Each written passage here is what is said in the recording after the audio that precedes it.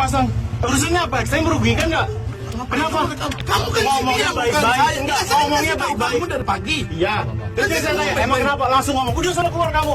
Kenapa kayak gitu ngomongnya? Biasa aja. Orang kasih tahu dari pagi. Iya. Kamu udah ngomong baik-baik sama Iya. kamu. Masa saya ngomong baik-baik kamu masih nyolot nggak dengar orang omongan orang? Ya udah. Ini kan saya udah nggak. Kamu nggak berhak untuk rekam saya. Ya, Saya kamu- untuk kamu. Viral, security apartemen di Bekasi cabut paksa bendera Palestina milik pemotor. Ada penghuni yang tak suka.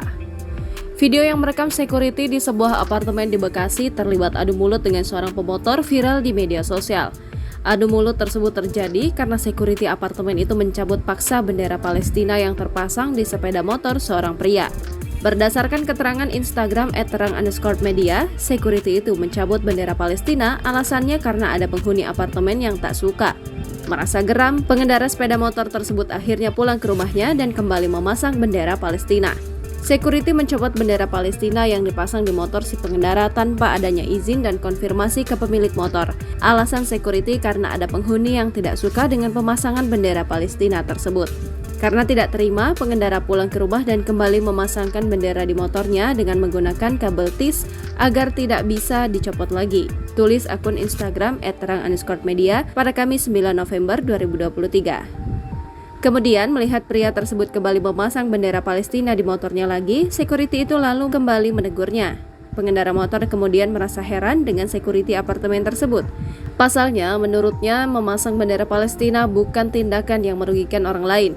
Kemudian mengetahui dirinya direkam, security apartemen langsung naik darah dan tidak terima. Ia terlihat berusaha merebut ponsel pengendara sepeda motor tersebut. Pemotor kemudian bertanya kembali apa alasannya tak boleh memasang bendera Palestina di kendaraannya sendiri. Namun security tersebut terdiam tidak bisa menjawab. Dari pantauan sejumlah warganet yang melihat video tersebut dibuat geram dengan sikap security itu. Sejumlah warganet menilai memasang bendera Palestina bukanlah tindakan yang melanggar. Disebutkan jika cekcok ini terjadi di apartemen Spring Lake, Sumarekon, Bekasi. Ya udah kenapa? Kamu dengan enak. Ya kenapa emang kalau saya pasang?